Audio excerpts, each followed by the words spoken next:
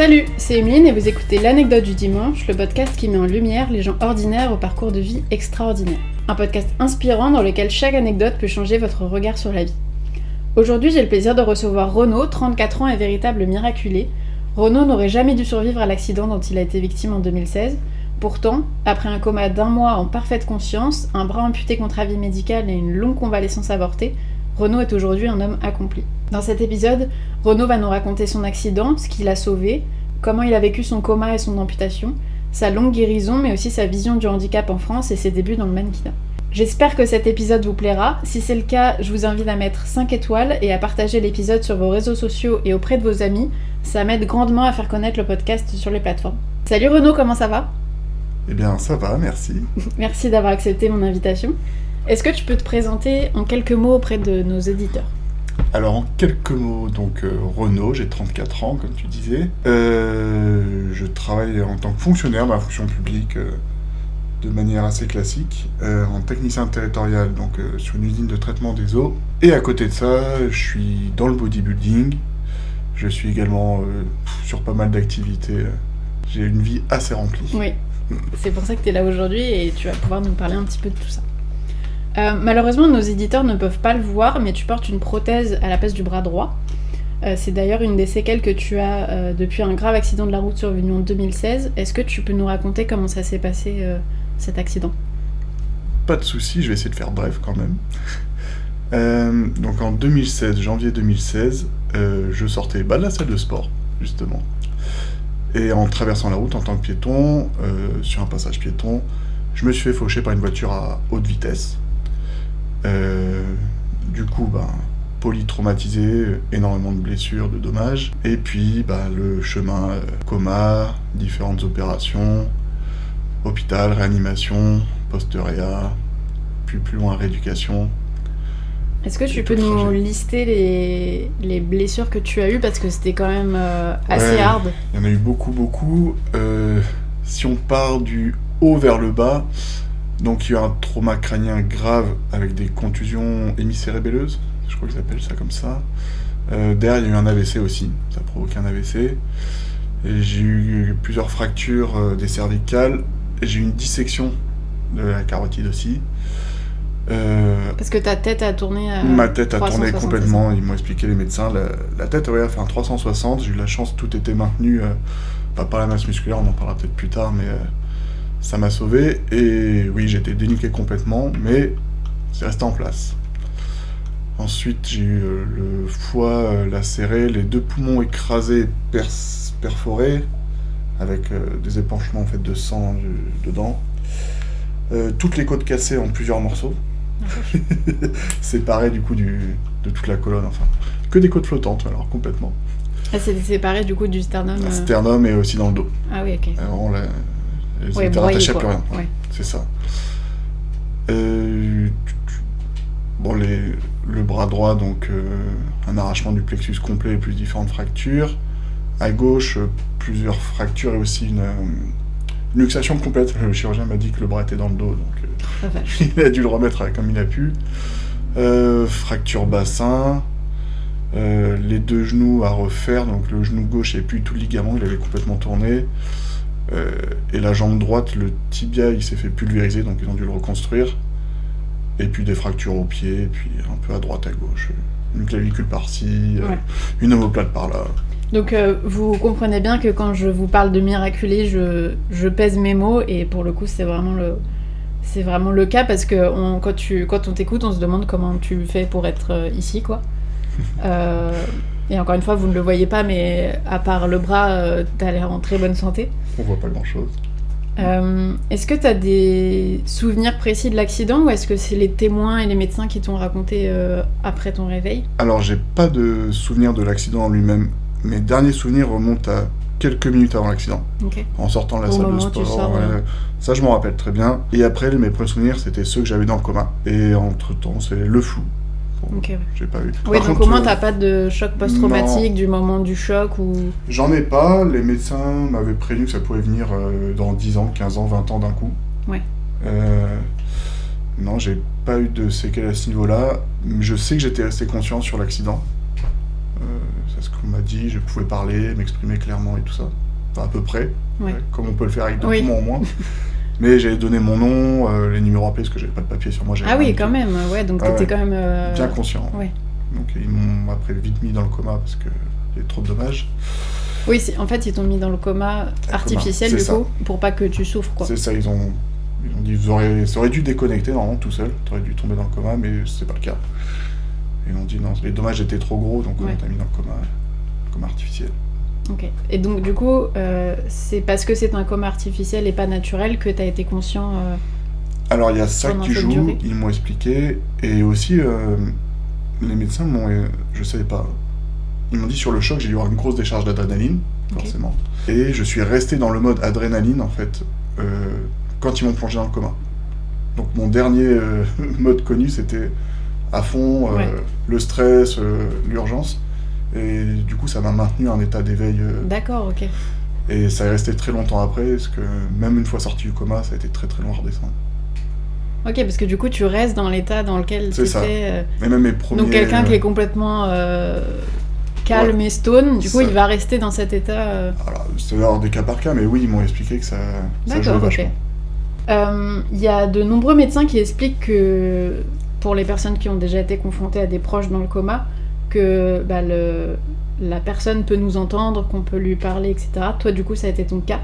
Tu as été conscient, ce qui est assez rare. Est-ce que tu peux nous raconter comment tu l'as ressenti, perçu ? Qu'est-ce que ça fait, du coup, d'avoir des proches qui viennent à ton chevet et de ne pas pouvoir leur parler, communiquer avec eux ? Alors, déjà, qu'est-ce que ça fait d'être dans le coma ? Alors, on a une perception de la réalité qui est très floue. On a des espèces de délires, enfin dans mon cas en tout cas, différents scénarios, comme un rêve très prononcé ou très fort, ou un cauchemar même. Et on prend des petits éléments de l'extérieur qu'on vient raccrocher petit à petit. Après j'étais suffisamment conscient, j'ai fini par comprendre que j'étais quand même dans un milieu hospitalier. J'avais compris qu'il m'était arrivé quelque chose et tout ça. Okay. Le souci c'est qu'avec l'espèce de stress, comme on dit d'adrénaline, c'est que ma seule obsession c'était de sortir, de m'échapper. C'était mon délire du truc. Donc je me suis reblessé pas mal à cause de ça, en cherchant à partir, en m'arrachant. Attends, mais comment tu faisais pour t'arracher les... Bah j'avais encore beaucoup... Non, j'étais vraiment juste au premier niveau. Ah, c'était un coma très léger du coup. Bah ouais, ils n'arrivaient pas à maintenir... Ils ont une échelle, tu sais, sur le coma, je sais plus comment ça s'appelle, avec un degré. D'accord. Et j'étais vraiment au seuil juste avant le... Ah oui, donc un peu comme si t'étais sous hypnose en fait. Ouais, ou toujours en état de réveil. Ok. Et même en chargeant les doses, j'étais déjà 2 ou 3 fois les doses max qu'ils pouvaient me donner, ils n'arrivaient pas à me descendre plus bas. Donc ils ont même fini par m'attacher et me paralyser parce que j'aurais bougé trop. Et du coup, je m'extubais régulièrement, je m'arrachais les perfs et tout ça. Et une fois, j'ai même essayé de partir. Je me suis levé, je me demande pas comment, je sais pas. Et je me suis refracturé le visage en essayant de sortir. Oui, parce que du coup, ton corps répond pas... Ouais, et là, j'ai quand même réussi à m'asseoir, essayer de me redresser, puis bon, j'ai basculé quoi. Et c'était un peu par rébellion, ou parce que vraiment tu comprenais pas pourquoi t'étais là et Je comprenais pas. En fait, justement, ça rejoint ta question, où tu perçois l'extérieur, je percevais mes proches qui venaient, et j'arrivais pas à communiquer avec eux alors que j'en avais la volonté vraiment, c'était... Je voulais leur parler. Et personne comprenait, et t'as vraiment l'impression d'être enfermé dans une boîte en verre où personne peut t'entendre, alors que toi, t'es parfaitement conscient. Et donc ça fait que, avec l'urgence et tout, j'ai essayé de... Pas de rébellion, mais de m'échapper, de communiquer en fait, d'envoyer un signe... Ouais, je comprends. C'est un peu ce que ressentent les personnes paraplégiques, je crois que c'est ça le terme. Notamment dans le livre Le scaphandre et le papillon. J'ai pensé à ça en écrivant ton podcast. Parce que le scaphandre, c'est vraiment du coup ce que tu devais ressentir aussi. Le fait d'être complètement bloqué du monde extérieur, quoi. Ouais, c'était peut-être le plus dur à vivre. Pareil, quand ils ont dû me paralyser suite à tous les mouvements que j'avais et qui m'ont reblessé. Ils m'ont complètement immobilisé. Et là, t'as un plein état de conscience avec un corps qui n'a pas la moindre réponse. Et là, t'arrivais plus à bouger du coup. J'arrivais même plus à avoir les petits moments que j'arrivais à avoir le coma où je pouvais tourner la tête. Ouais. Et là, il n'y avait plus rien qui bougeait, et j'avais une pleine conscience dans un délire quand même. Mais je percevais les infirmières qui venaient, les proches qui venaient, te parlent et tu peux pas répondre. Ouais, en fait, ça t'es te dans une monte à un niveau de frustration, rage, de frustration énorme. Ok. Et t'es resté combien de temps du coup dans ce... J'ai fait... c'est resté un bon coma moment. Un peu paralysant. C'était surtout sur la fin, puis on se rapprochait de la fin du coma. J'ai pas l'échelle de temps parce que le temps il est complètement biaisé. Le coma au total ça a duré 1 mois, parce qu'ils ont commencé à me sortir une première fois puis ils m'ont remis dedans. Infection pulmonaire, du coup ils ont dû m'en mettre. Et je pense que ça s'est étalé sur peut-être 2 semaines, vraiment la période très compliquée. Ok. Et à quel moment, du coup, les médecins décident de te sortir du coma ? Est-ce que c'est parce que tes blessures commencent à... Ouais, je commençais à plus avoir de nécessité de respiratoire, j'avais plus de respirateur. Ok. J'ai été longtemps sur respirateur. Ensuite, les fonctions vitales qui revenaient. Et puis, ils me maintenaient pas dans le coma, donc entre charger vraiment les doses pour me maintenir, ils ont préféré me sortir petit à petit. Et c'est une question un peu bête, mais je pense à ça. Bête. Est-ce que quand tu es dans le coma, tu ressens des sensations que tu peux sentir au quotidien, par exemple avoir froid, avoir chaud, avoir envie de faire pipi, avoir faim ? C'est des choses horrible. Que tu ressens ? C'était horrible, j'avais extrêmement soif, extrêmement faim. Et du coup, tu peux pas le dire ? Je pouvais pas le dire, je pouvais pas boire, rien du tout. Et tu vis avec la sensation de soif extrême. Ah ouais. Oui, parce que t'es un peu desséché du coup. Complètement, t'as les tuyaux, qui te dessèchent. Et ça aussi, t'as les sensations, le froid, le chaud, tu le sens. J'aurais même tendance à dire qu'il y a certaines choses, vu que t'es enfermé dans ton corps, c'est un peu extrasensoriel parce que le moindre stimuli que t'as à l'extérieur, tu le ressens très fort. Ok. Et est-ce que, comme quand on a un plâtre, on a tous vécu ça, on a un plâtre, ça nous gratte et on peut pas, est-ce que c'est quelque chose que tu ressens aussi ? Ou du coup, les nerfs sont un peu quand même bloqués Alors, dans le coma, à ce niveau-là, je saurais pas te dire, je me rappelle plus très bien. Maintenant, au quotidien, oui, ça, forcément, mais dans le coma, non. T'as l'impression de bouger plus que ce que tu bouges, mais sinon, ça, je m'en rappelle pas. Ok.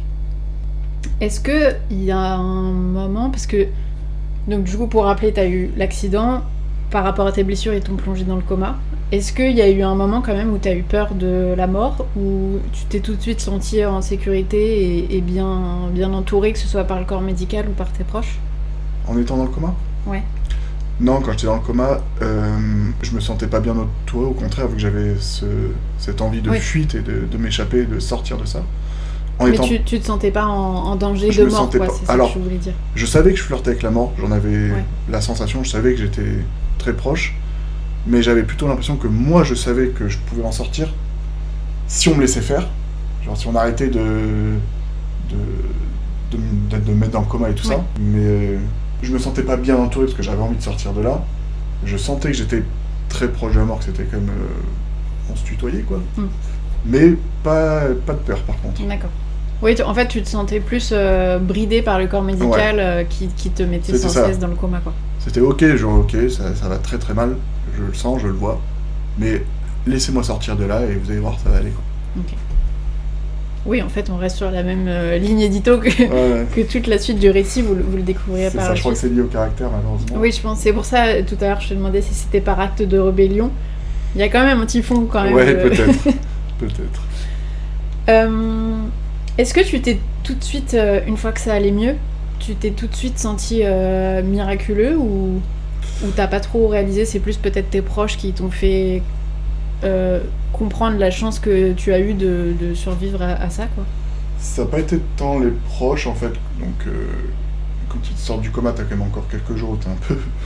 où tu comprends pas trop, la réalité elle est un peu floue. Et une fois que j'ai été bien conscient, j'ai eu le chirurgien qui m'avait récupéré le soir de l'accident, qui m'avait fait toutes les opérations d'urgence et tout, et qui m'a détaillé donc, tout ce qui s'était passé. Et là, ouais, j'ai compris, j'ai dit, ah oui.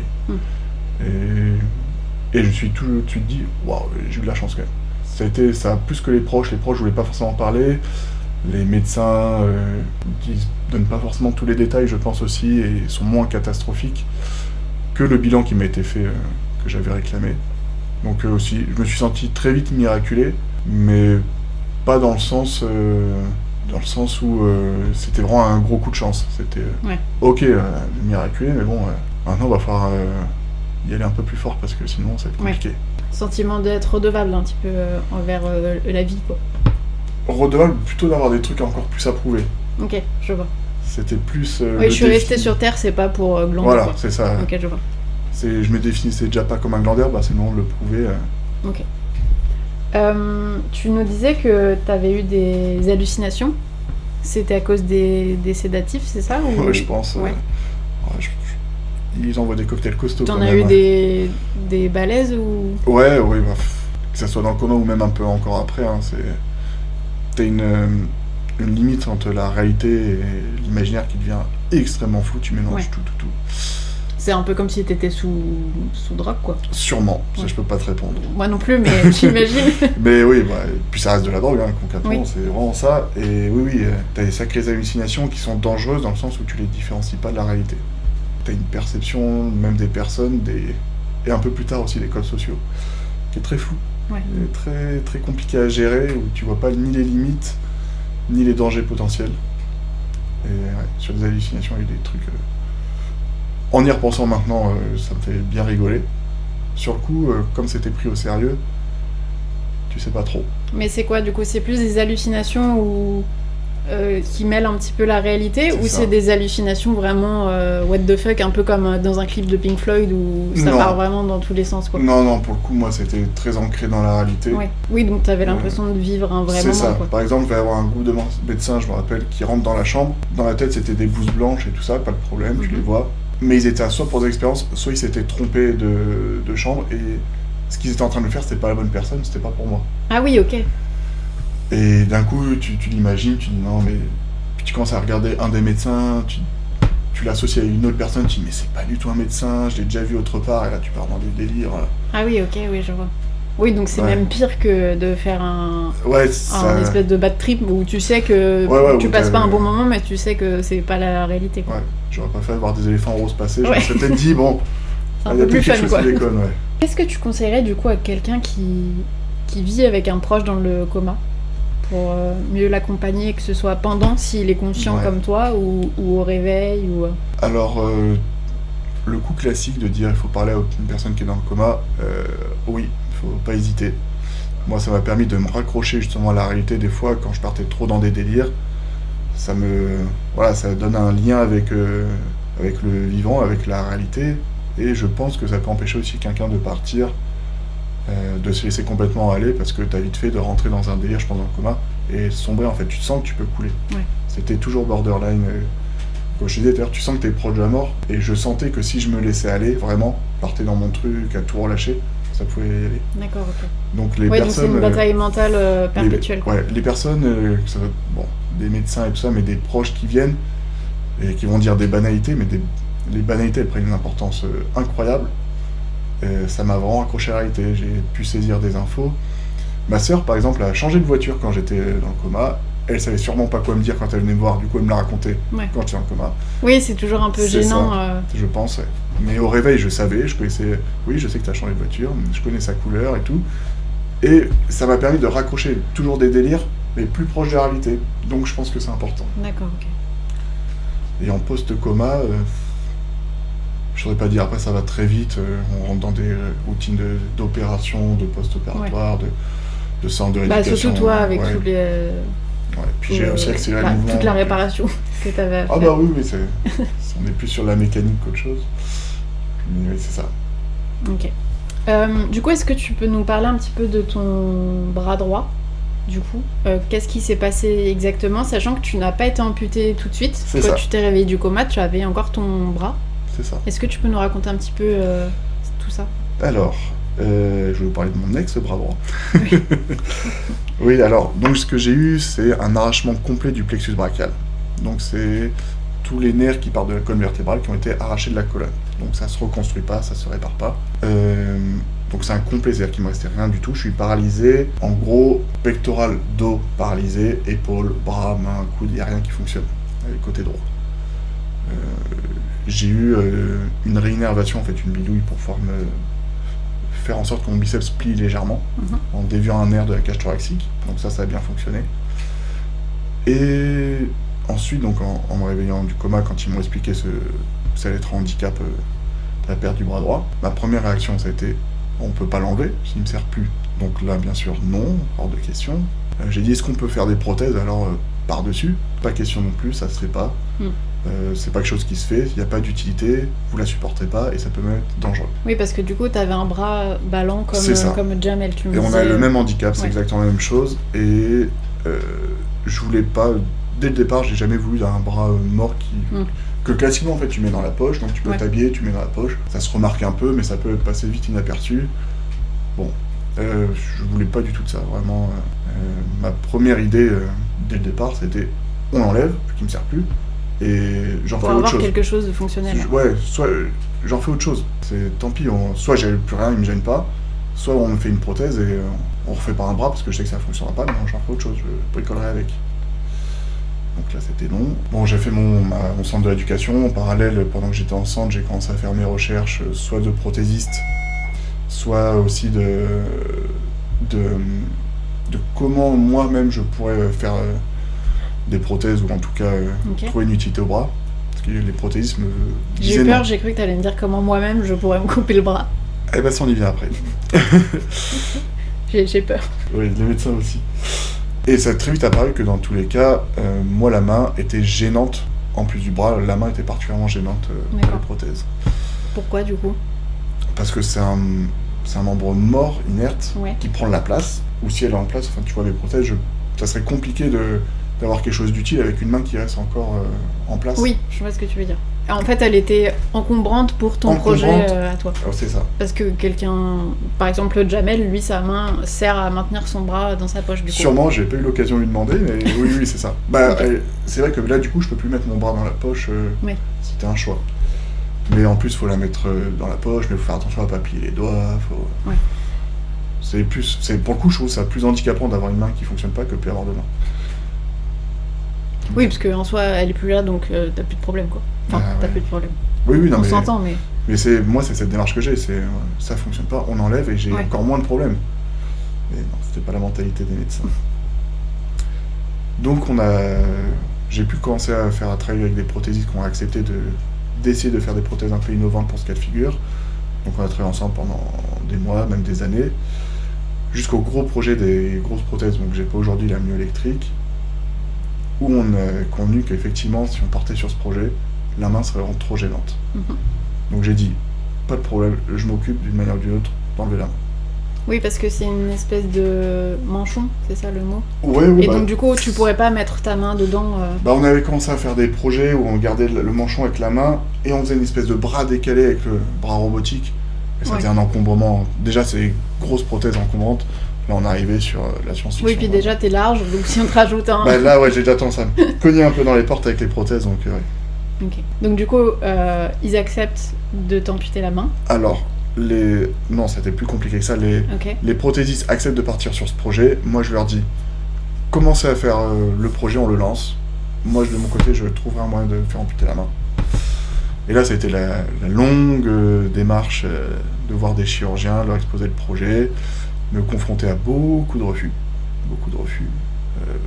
Beaucoup de clashs aussi avec des chirurgiens. C'est parti assez loin. Je leur ai même dit que s'ils le faisaient pas, je le ferais moi-même, donc ils avaient tout intérêt à le faire eux, ça serait mieux fait.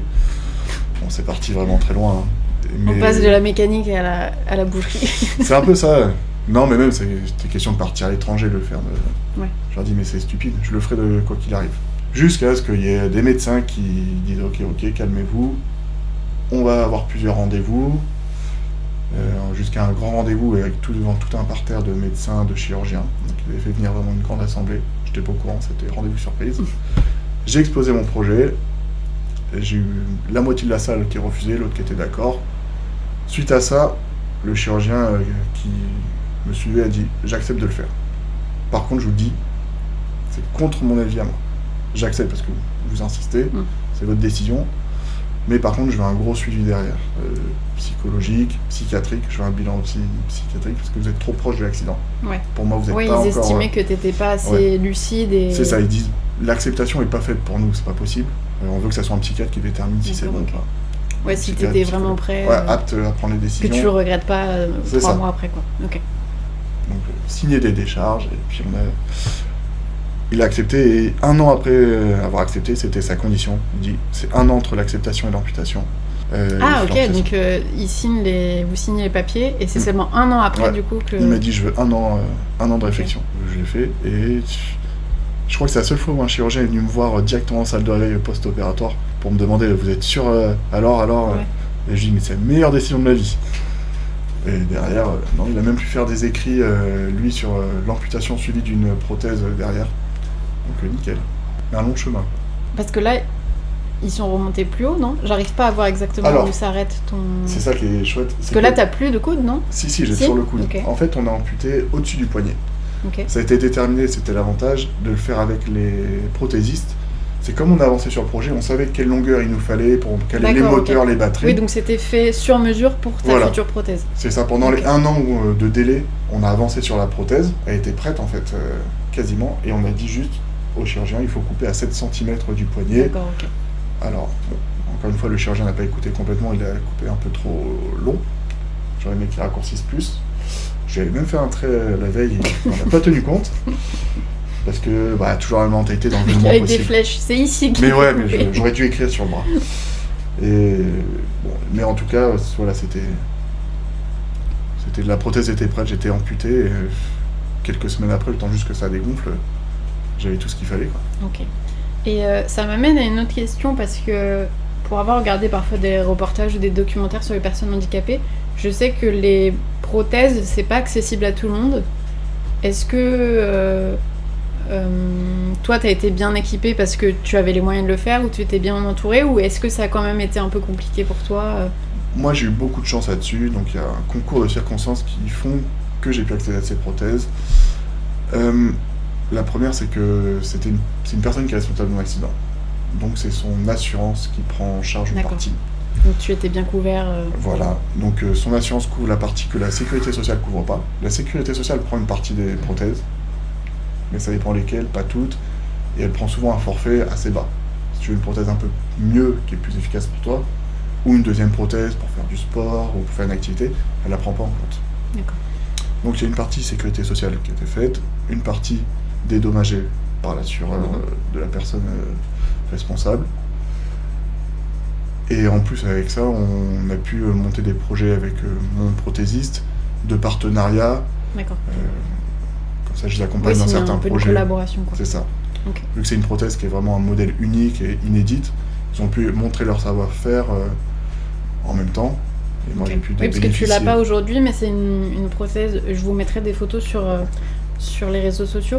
C'est une prothèse qui te permet de faire du sport, c'est ça? Avec une pince motorisée. Alors, elle ne permet pas de faire du sport dans le sens où j'ai pas assez de mouvement de toute façon à la salle de sport pour utiliser Ok. le côté droit. Donc je préfère utiliser une prothèse celle-là. Oui, on va parce dire, que du coup, robuste. ça te ferait travailler que l'épaule, quoi. Donc, Même pas, parce que j'ai même pas de mouvement sur Oui, c'est l'épaule. vrai. Vraiment, j'aurais très peu. Je pourrais faire absolument rien du côté droit. Par contre, j'ai besoin des prothèses pour me tenir de manière solide sur les machines, pour avoir quand même des appuis costauds que je pourrais pas poser à moi-même la peau. Et là, non, la grosse prothèse myoélectrique que j'ai, c'est plus une prothèse du quotidien, vu qu'elle me redonne une pince, donc une préhension, ça me permet de refaire des choses bimanuelles que Ouais. je peux pas faire au quotidien. Au travail, ça va être porter un calepin et prendre des notes en même temps que je fais autre chose, porter le téléphone, des choses ouais, comme ça. toutes les choses du quotidien, Voilà. faire ses courses, faire à manger. Ouais. Genre, je l'utilise pas toujours pour des choses fines, parce que mine de rien, avec une main, tu fais quand même beaucoup de choses. Et j'ai choisi une grosse prothèse plutôt forte pour des Ouais. travaux forts où là, vraiment, j'ai besoin d'une prise puissante. Pour ça que tu l'as vu sur la photo, j'utilise plutôt une grosse pince qui a un étau, plutôt que des mains qui sont moins adaptées pour moi et qui finalement, j'en ai moins d'utilité. Oui. C'est des préhensions fines, mais dans mon cas de figure, je préfère faire la préhension fine avec l'autre main et un appui solide avec la prothèse. Ok. Oui, puis j'avais vu sur Instagram, tu coupes du bois, Ouais, comme ouais, si ouais. de rien n'était, quoi. C'est donc, ça. Par exemple, ça me permet, même quand je bricole, de maintenir avec la prothèse au moins un appui solide et Ouais. puis je peux travailler autour. Ok. Donc du coup, tu te réveilles avec enfin la main que tu ne voulais plus. C'est vrai. Comment ça se passe ton réveil? Est-ce que t'es content? Est-ce que t'as quand même un truc de ah bah j'ai plus de main? Tu vois, un petit sentiment un peu pas de choc, mais ça doit faire bizarre quand même de plus avoir un de ses membres. Alors, j'ai fait l'opération en ambulatoire, là, l'amputation. Donc elle s'est faite, je suis entré un matin, je suis sorti l'après-midi. Je voulais pas la faire je voulais même la faire sans anesthésie générale, mais finalement au dernier moment ils ont pas voulu. Et non, quand je me suis réveillé, mon premier sentiment, c'est enfin, maintenant je peux avancer. Ça me bloquait, Oui, j'avais c'était vraiment un poids. une C'était- formalité pour toi. Quoi. Ouais. Ce qui était là où j'ai pris quand même une petite claque, c'était peut-être 2 jours après, le jour suivant. La première fois, ils ont enlevé le pansement. Oui. Et là, tu vois Oui, parce vraiment que c'est vrai que à t'as un vif, pansement, tu vois pas. au Oui. début, bah, tu vois que t'as plus de main, mais tu restes avec un, Ouais. Oui, un c'est gros pas pansement. choquant, quoi. Ouais. Tu vois pas encore la tête. Et ouais, la première fois, j'ai pris un petit côté impressionnant, mais pas de regret, vraiment le côté. Ah, c'est impressionnant quand même. Ouais. Oui, bah tu vois l'intérieur de ton Ouais, bras, c'est ça. quoi. Ouais. Tu fais, ah ouais, c'est balèze quand même. Mais non, trop content. Ok. Et ça met combien de temps du coup à se cicatriser? Parce que j'ai du mal à imaginer. Moi, j'imagine ça vraiment comme une entrecôte, quoi. Franchement, c'est presque Donc, l'aspect. est-ce que c'est comme ça où du coup tu vois un petit peu la chair, l'os, etc. Et après ça se cicatrise et. Non, moi j'ai eu l'avantage que comme c'était une amputation chirurgicale, anticipée et tout, c'était extrêmement propre. Ok. Et ils ont enfermé, j'avais juste vraiment un trait qui Oui, en refermait. fait, il tire la peau pour refermer. Ouais, il coupe un peu plus large la peau pour pouvoir après refermer par-dessus. D'accord, ok. Et de faire quelque chose de très propre. Un petit gigot, quoi. Ah ouais, moi je pense que j'ai un des moignons les plus propres de ce que tu pourras voir D'accord, ok. quand je suis dans les centres de l'éducation. C'est Ok, ils donc en rentrent fait, très- c'est le chirurgien qui fait le moignon, C'est c'est ça. pas la cicatrisation qui se. C'est ça. Et la D'accord, ok. cicatrisation en elle-même, du coup, a été relativement rapide, même très rapide même. Parce que c'était propre et que je Ouais, cicatrise c'était bien en bien fait, plus, quoi. donc j'ai peu de complications, rien du tout. Ok. Et On connaît on parle souvent du membre fantôme. Comment ça se passe? Est-ce que. En fait, je t'avais demandé quand on s'était appelé, où est-ce que tu as mal? Parce que du coup, c'est tu compliqué. as mal à un membre qui n'existe plus, donc où est-ce que tu as mal? Donc est-ce que tu peux nous expliquer Ah ouais. C'est des questions qui reviennent très souvent. Je sais que c'est dur à appréhender quand on ne vit pas et à le comprendre. Donc, les douleurs fantômes, c'est la sensation plus ou moins douloureuse du membre en fait qui a disparu. Donc j'ai toujours eu à partir du moment où les nerfs ont été arrachés, pour le corps, c'est comme si le membre avait disparu complètement.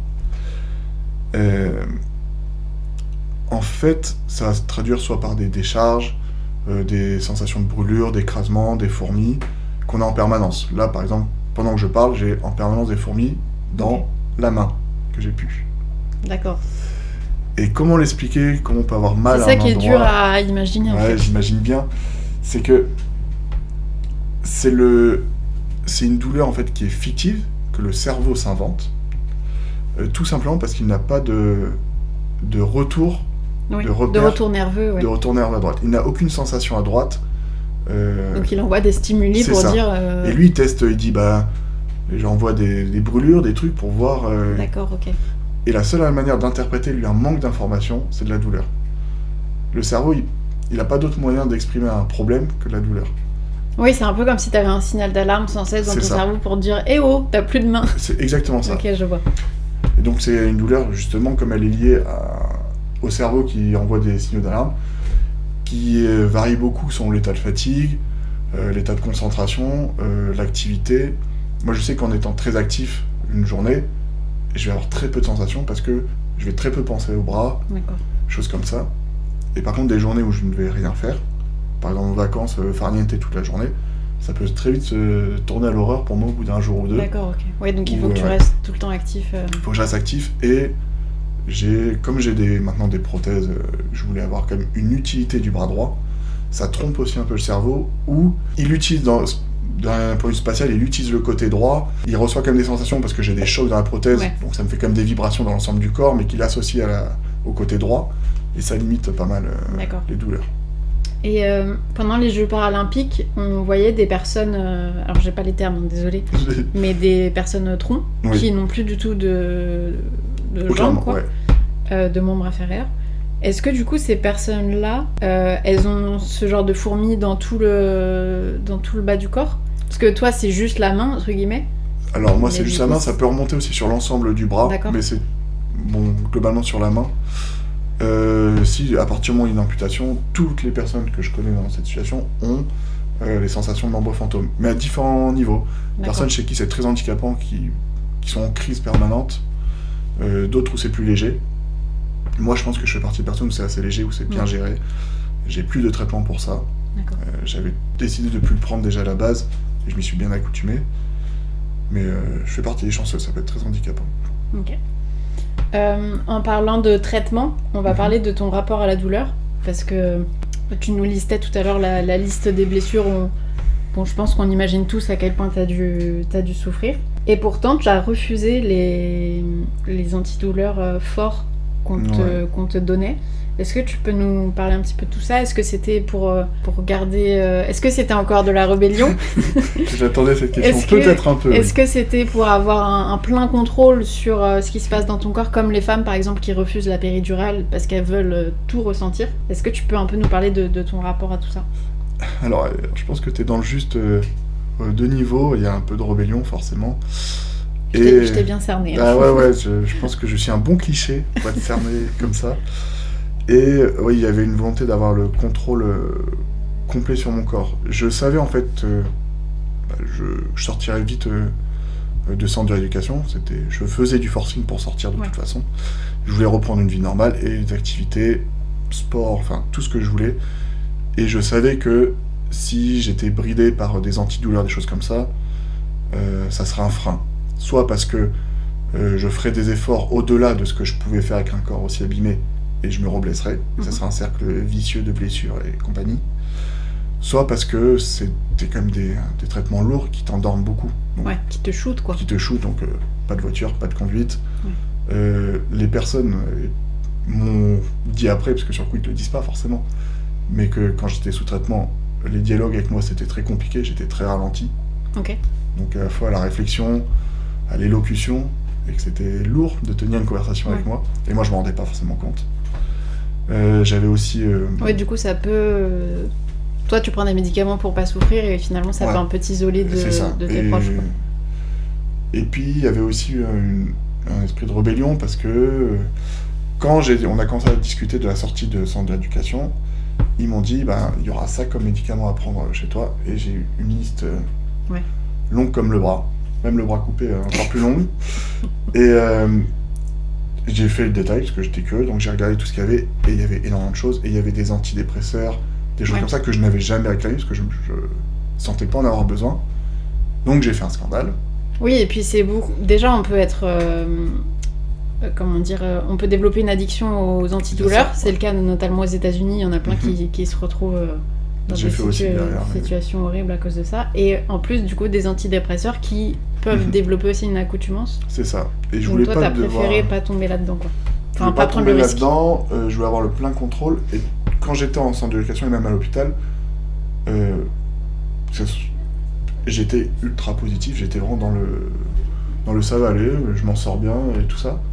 Et quand j'ai vu que j'étais sous antidépresseur et que j'étais pas au courant, je voulais pas que ce bon état, cette mentalité de dire ah ouais, on y va, ça soit, je puisse la devoir aux antidépresseurs ou au traitement. Oui, je voulais que ça vienne vraiment de moi.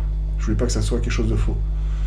Donc, du jour au lendemain, par contre, juste avant de sortir du centre de rééducation, une semaine ou deux avant, j'ai arrêté entièrement tout le traitement. Je suis passé de tout ça à plus rien.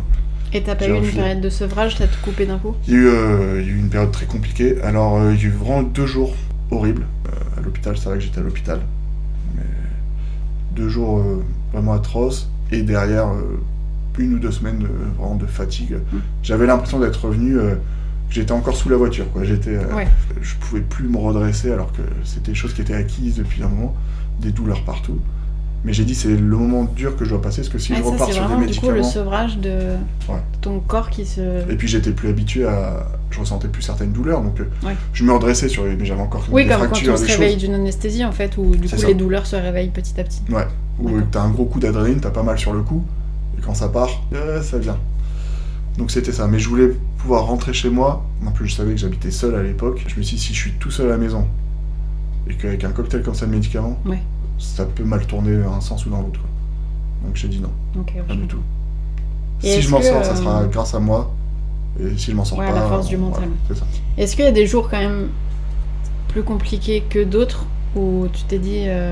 Parce que si je fais un petit peu un parallèle, quand je me suis blessée au ligament au genou, ils m'ont prescrit un opiacé. Et je suis comme toi, il était hors de question que je prenne ça. Donc j'ai encore 8 boîtes à la maison que je n'ai jamais touchées. Il y a quand même des soirs où je me suis dit, bof, l'opium, pourquoi pas finalement. Ouais. Je l'ai pas pris, mais t'as des moments quand même où c'est plus dur que d'autres. Est-ce que toi, t'as eu des jours comme ça où t'as eu envie de craquer, entre guillemets? Alors, oui, il y a eu des jours où j'ai craqué, et où j'ai craqué, en fait, j'ai quand même toujours des boîtes de tramadol chez ma maison. Pour les gros coups de douleur ou les jours où ça va pas physiquement. Quand ça devient intenable, quoi. Ouais, parce qu'il y a des jours aussi où je me réveille encore maintenant, hein, le corps, tu sens qu'il est brisé. Tu mets 10 minutes avant de déplier les jambes, à te lever et tout ça. Là, oui, je garde un joker et je craque, mais il faut faire très attention à que ça ne devienne pas un automatisme. Mais non, je l'ai gardé en joker, j'arrive à tenir comme ça. Je veux pas céder au premier, à la moindre douleur à me dire je repars, je reprends quelque chose et tout ça. Il y a un équilibre à trouver. Comment tu expliques cette force de caractère et cette capacité à encaisser les coups, à te relever immédiatement? Tu me disais dans notre entretien préalable que tu n'avais pas versé une larme, tu as tout de suite demandé à être amputé. Tu as un peu ce côté, et on en parlera un petit peu après, tu as un peu ce côté warrior et on se dit mais d'où est-ce que ça vient, quoi? Alors effectivement, compliqué à répondre, je saurais pas te dire parce que c'est... Moi je le perçois pas ce côté, c'est vraiment des réactions. Oui, c'est ton caractère. Ouais, je me vois pas faire autrement et je réfléchis même pas, je l'anticipe pas. Je pense qu'il y a une grosse part de défi, de rébellion.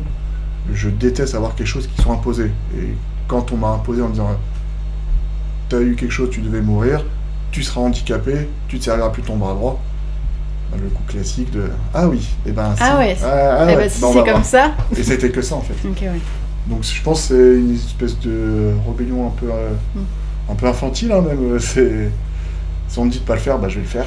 Un esprit rébellion dans un corps de titan. Voilà, ouais. on va l'appeler comme ça ce podcast.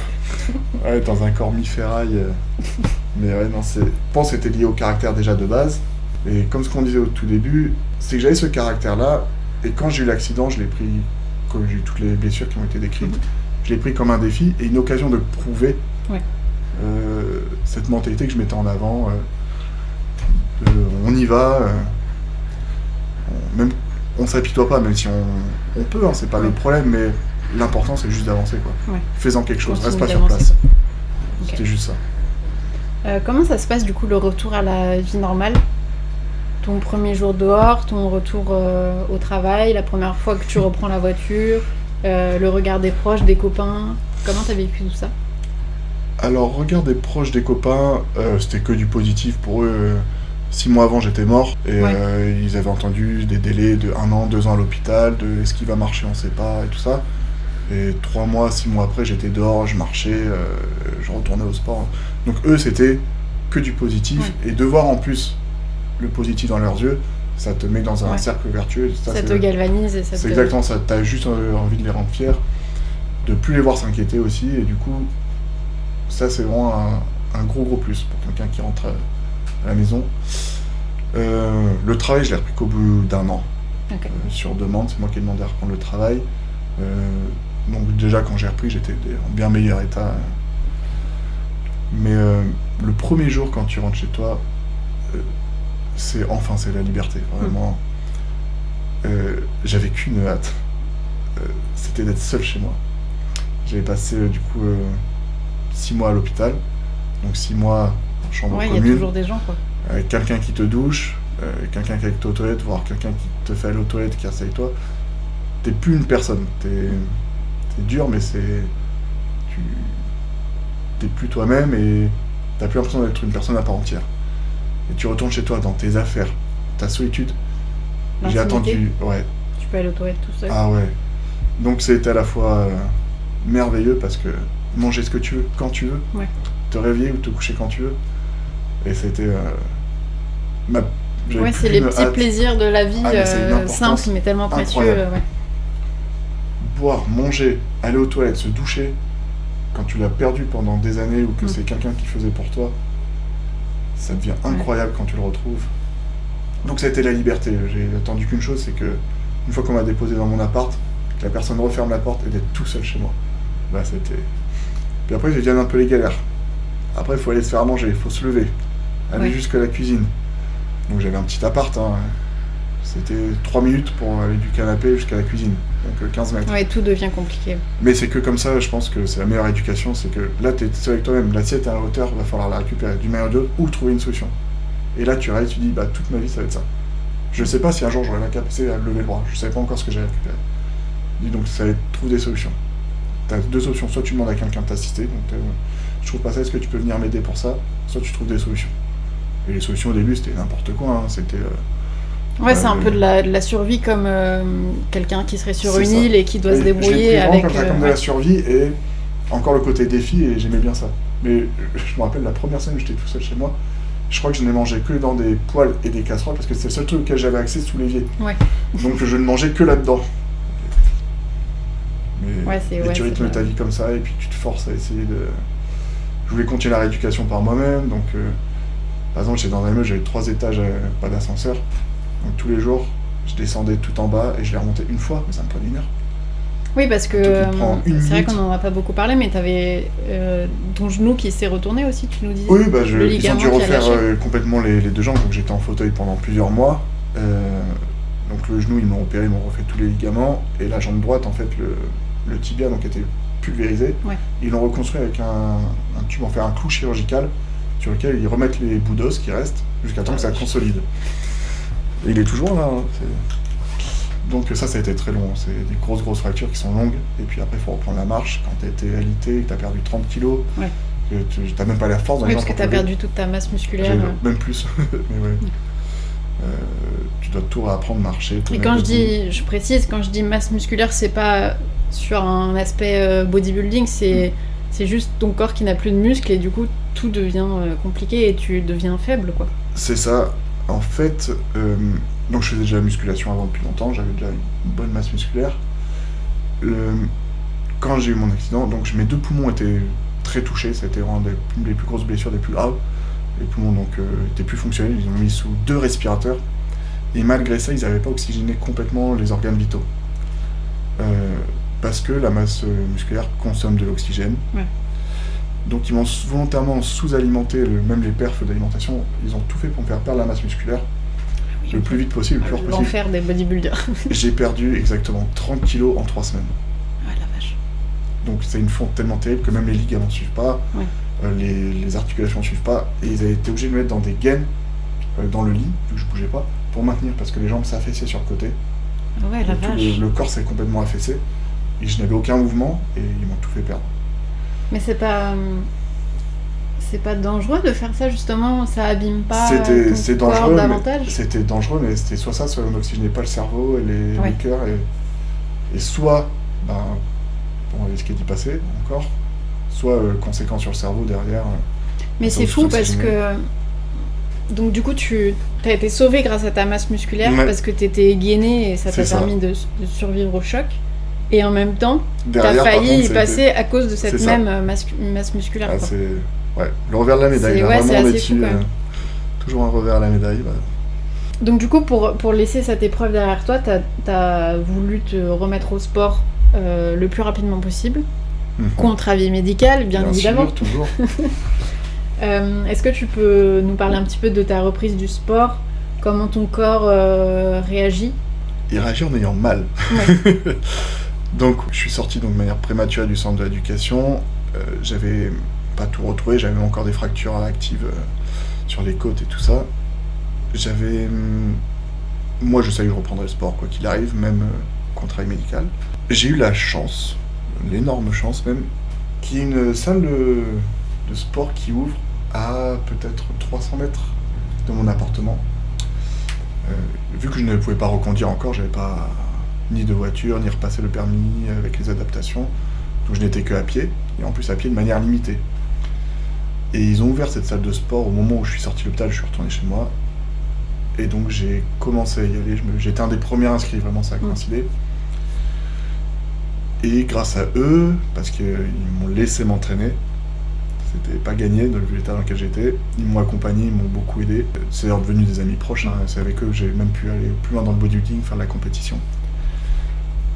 Et ils ont pris le pari aussi, ils m'ont vu débarquer, ils ont dit, je leur ai dit ce que je veux, j'ai dit, je vais retrouver au maximum, je ferai le max. Ils m'ont dit ok, on va t'aider. Et petit à petit, on trouvait des solutions pour s'entraîner, pour forcer sans trop forcer. J'avais même un kiné de l'époque qui était venu en salle de sport avec moi, faire des séances pour voir comment on pouvait adapter quand je pouvais ne pas trop me blesser. Ouais. Elle m'a dit le mieux c'est que tu le fasses pas, en fait. mais tu vas le faire quand même, Ouais. donc je préfère encore venir pour limiter les dégâts. Il avait bien cerné le personnage lui aussi. Elle a dit ça sert à rien que je te dise de pas le faire, donc en fait j'étais très très bien entouré pour le faire. Puis j'avais déjà des connaissances parce que je faisais déjà ça avant, donc ça a permis d'être tout de suite dans un... Oui, tu reprenais un dans petit une peu tes marques, récupération, mais ouais. avec un corps meurtri, quoi. J'ai repris, je pense, 80% de mon physique en 8 mois. Ce qui est énorme, Ouais, vraiment. c'est fou. Ça, plus les proches qui me voyaient reprendre des activités, je voyais la transformation jour après jour, la récupération jour après jour. C'était... Ouais, c'est ton corps qui se, une transformation incroyable. régénère et... Je suis repassé, je suis ressorti de l'hôpital à 60 kilos en étant incapable de me redresser, de marcher, de porter une bouteille d'eau. 60 kilos, la Ouais, vache. même un peu en dessous. Ouais, bah Et c'est mon ouais. poids, quoi, sauf que moi je fais 1m65. Et 8 mois après, j'étais retourné à quasiment 80, donc pas encore mon poids max, mais j'ai repris 20 kilos, je pouvais reprendre des charges déjà bien correctes pour quelqu'un dans le milieu, Ouais. et encore plus quand je bossais sur des fractures. Mais est-ce que tu penses que du coup c'est lié à la mémoire musculaire? Ouais. Le fait que tu aies repris si vite, c'est ton corps qui a repris son... Oui, sa normale, je dirais. C'est ça, oui. Que quelqu'un de lambda, s'il se met à la muscu demain, il va pas C'est ça. avoir Non, ces il y a- performances-là, quoi. Là, il y a une grosse mémoire musculaire, à la fois dans la masse musculaire qui a été créée, dans le système nerveux qui avait été développé aussi pour ça. Donc il a dû se remettre à jour, mais ça revient vite. Beaucoup plus vite que si tu dois le créer de base. Ouais. Et non, il y a une grosse mémoire musculaire. Ok. Avant de parler de tes débuts dans le bodybuilding, pardon, et dans le mannequinat, je te propose qu'on fasse un petit jeu pour faire une pause. Alors, j'ai disposé des cartes devant toi avec des questions. Donc, le but, c'est tout simple comme tu l'as deviné, c'est de retourner les cartes une à une et de répondre à la question qui est en face de toi, de la façon la plus spontanée possible. J'ai essayé. Alors, qu'est-ce qui te donne envie de te lever le matin? Les douleurs. Les douleurs me donnent plutôt envie de rester couché. J'ai tous les matins vraiment le but, alors c'est pas très philosophique et pas spontané, mais c'est vraiment ça.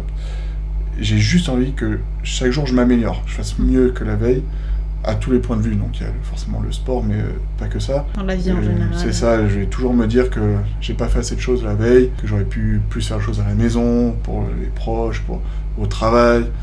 J'aurais pu faire une meilleure séance hier, ça va être que ça. Ouais. Donc je me lève le matin en disant, fais pas la même journée qu'hier, fais mieux. Toujours faire mieux que la veille, ouais. Essayez. C'est rarement réussi, mais en tout cas, la volonté est là. 3 dates qui ont marqué ta vie. Oh, waouh. Forcément, l'évident, ça va être l'accident. Quoique, j'ai tendance à me tromper sur la date, alors que mes proches, beaucoup moins. Oui, bah je pense que ça les a plus traumatisés pour Si le je coup. dis pas de bêtises, c'est 12 janvier, exactement. 12 janvier 2016. Donc il y a eu cette date-là. Je verrai pas 3 dates, une deuxième, là, ça serait au plus proche, ça serait mon mariage. 1er juin 2024. Et en 3e date, j'en aurais pas comme ça. Je suis pas très date déjà de base. Et Les garçons en général, oui, sont rapides. on est Déjà, venu pour ça. c'est très bien que tu te souviennes de la date de ton mariage. C'est récent, ça va quand même. C'est pas donné à tout le monde. J'ai choisi un chiffre rond exprès. Qu'est-ce qu'on a? Quelle est ta plus grande fierté? Je trouve ça dur de dire qu'on est fier de quelque chose, que ça veut dire qu'on estime qu'on est bon ou qu'on a réussi vraiment. En général, les réponses à ces questions, c'est soit le parcours, soit les enfants. Le truc, c'est qui me rend peut-être le plus fier, que personne autour de moi ne subisse ou même ne se rende compte que je suis handicapé. C'était un de mes gros objectifs. Je voulais pas que les proches aient à subir en disant je vis avec un handicapé, Ouais, j'ai un que tu fils sois handicapé, un boulet, poids. ouais. C'est ça. Et ma plus grande fierté, c'est vraiment quand ils l'oublient complètement. Et qu'ils en arrivent vraiment à faire des bourdes ou. Ouais. Mais parce que ils ont C'est aussi zéro parce conscience. que. C'est pour ça que je trouvais ça sympa de t'inviter sur le podcast, parce que tu fais beaucoup d'autodérision par rapport à ton handicap, et tu ne te vois pas toi-même comme une personne handicapée. Non, vraiment pas. Et du coup, ça ne crée pas de fossé entre nous. Que quelqu'un, du coup, où c'est un sujet un peu tabou, ou du coup, t'es sur tu t'oses pas trop parler parce que t'as peur de faire une bourde, ou du coup, ça crée une distance, et tu ne peux pas t'éloigner de ce regard-là. C'est ça. Donc t'as le bon comportement par rapport à ça qui fait que effectivement, on l'oublie. Ouais, il y a beaucoup d'autodérision, ça sert déjà à l'accepter. J'ai pas eu vraiment de problème à l'accepter, j'ai tout de suite été là-dedans, et je trouve en plus que plus c'est affiché et plus t'es à l'aise, même si c'est très visible, pour moi c'est très visible parce que les gens me voient dans la rue, souvent ils disent « Waouh, et avec les prothèses et tout ça, ça saute aux yeux ». Et ça crée moins de malaise, finalement, que d'un handicap mal assumé, comme tu dis, caché ou un sujet un peu tabou. Ouais. Je comprends qu'on puisse mal le vivre et tout ça, mais on a beau mal le vivre, ça changera pas la vie autour, la Terre va continuer à tourner. Ouais. Oui, donc autant bien vivre. Autant que ça soit ne pas s'auto-flageller, quoi. Et même s'il y a des jours où ça va être un peu plus dur, essaye de faire en sorte que ça atteigne le moins de personnes possible autour de toi. Bon, ma femme sait très bien les jours où j'ai mal, ça, elle le sait, elle le voit. Elle va m'aider plus, de manière discrète et tout, mais je vais essayer de minimiser quand même. Ouais. C'était bien ça. Quel est ton plus grand regret aujourd'hui ? Ah. Et c'est là que tu me dis m'être coupé la main. Non, surtout pas. Ça, je pense, c'est une des décisions que je regretterai jamais. Plus grand regret aujourd'hui, là, ça va un peu avec ce qu'on disait tout à l'heure. J'aime pas trop regarder derrière parce que j'ai toujours l'impression que j'aurais pu faire mieux. Ouais. Plus fort, plus vite. Un peu un côté éternel insatisfait. Ouais, c'est pas bien, je sais, mais si on reprend l'exemple de mon handicap et tout ça, l'hôpital, maintenant, en y repensant, je suis sûr que j'aurais pu faire mieux, m'éduquer plus vite, sortir encore plus tôt. Avoir une meilleure éducation, récupérer mieux. T'es quand même sorti au bout de... C'est combien ? 3 mois ? 6 mois. 6 mois au lieu de 2 ans. J'ai fait 3 mois total et 3 mois de centre d'éducation au lieu de 2 ans. 1 an à 2 ans. Ouais, mais... Ça donne un peu, tu sais, à l'école, la nana qui avait 19 partout et qui était là genre « Oh non, j'aurais pu avoir 20, relou !» Ben oui, mais j'aurais pu avoir 20 en centre d'adulte, je suis sûr. Ouais, j'ai pas tout fait à 100%. Tu vois, même là, je fais plein de trucs liés au handicap, les prothèses, je me dis, ouais, mieux à faire encore. Ouais, mais c'est ça aussi. En fait, c'est un point fort et un point faible parce que du coup, c'est ça qui te pousse à faire plein de choses, et à faire toujours mieux, à être une bonne personne. Et Mais donc, à côté de ça... ouais, encore un revers de la médaille. Du coup. Quelle est la personne qui t'a le plus marqué dans la vie ? Alors, ça va être une grosse marque d'ego. Je suis pas très admiratif de personne. J'ai du mal à être contemplatif ou fan même d'une personne. J'admire beaucoup, j'ai beaucoup de respect, mais... L'idolâtrie, ouais. Ouais, j'ai pas ça. Par contre, les personnes qui sont proches de moi et avec qui je m'entoure, c'est toujours les personnes avec qui j'ai beaucoup de respect et une grosse part d'admiration. Et à tous les niveaux, ça c'est les personnes qui me marquent. Oui, c'est des personnes qui t'inspirent sans pour autant que tu les idolâtres. C'est ça, mais c'est moins des personnes qui ont traversé ma vie auxquelles je pense que les personnes qui m'entourent maintenant.